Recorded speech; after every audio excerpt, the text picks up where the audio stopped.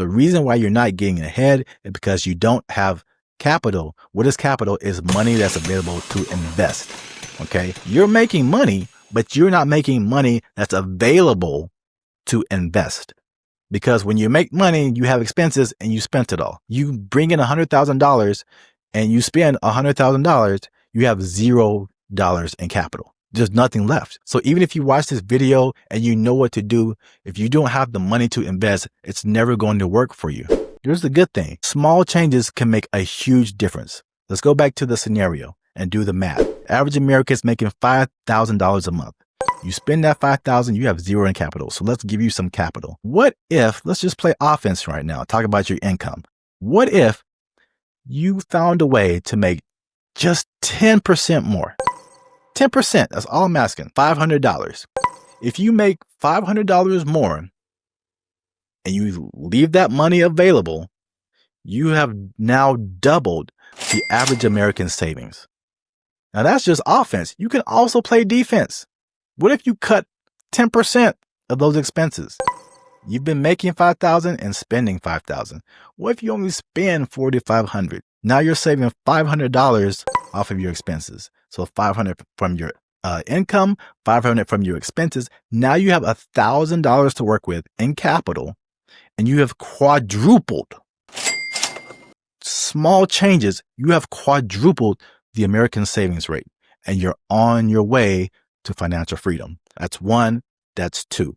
If you don't do 1 and 2, 3 doesn't matter. And 3 is probably the most life-changing part of what I did. Now listen to me very carefully. The third thing is your investment vehicle and the interest rate or the dividend rate of whatever that you're investing in. Now this is where it gets crazy.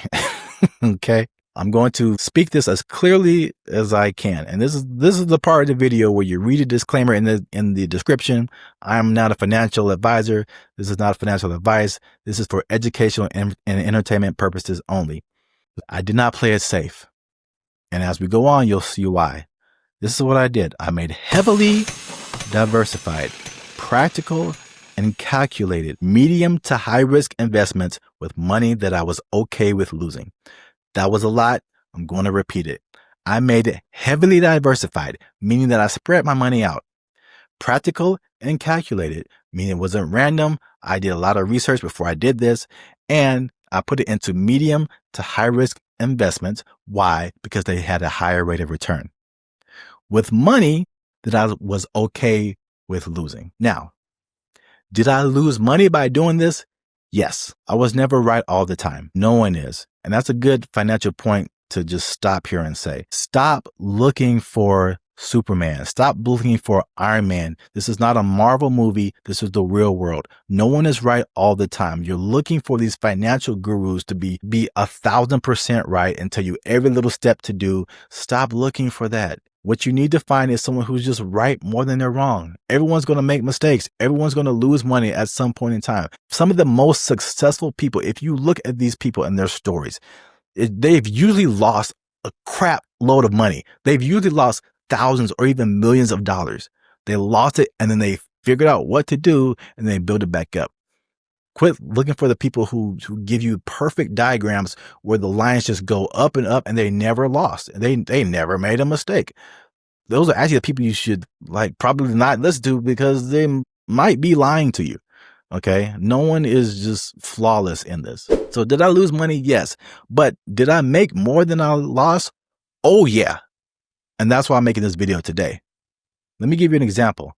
COVID. During COVID, it was a tough time for everybody, but it's in these tough times, if you know financial history, that people can really elevate and prosper if they know what to do. I lived through 2008 and I saw the financial crisis during those years. And I said, if I ever have an opportunity to make better decisions during such a financial downturn, I'll do it. 2020 hits and that was my opportunity. So this is what I did.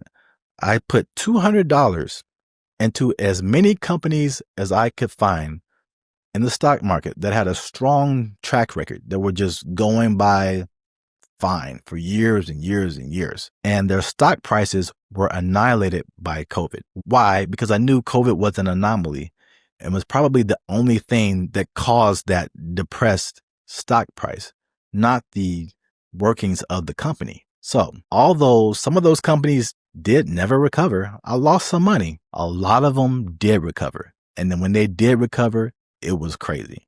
And many of them had over 1,000% returns, which means for every $200 that I put in, that $200 turned into $2,000. And that's how I looked for opportunities to get myself to a place of financial freedom. My current investments aren't 2% and 3%. I don't have a lot of my money in those types of investments. Most of my investments are between 15 and 100%. Risky? Yes. Reckless? No. So if you like this video, click that share button. I know you know at least 2 people who need to hear what was said in this video. 2 people that would benefit from this information. Thank you again for watching, and I'll see you on the next one.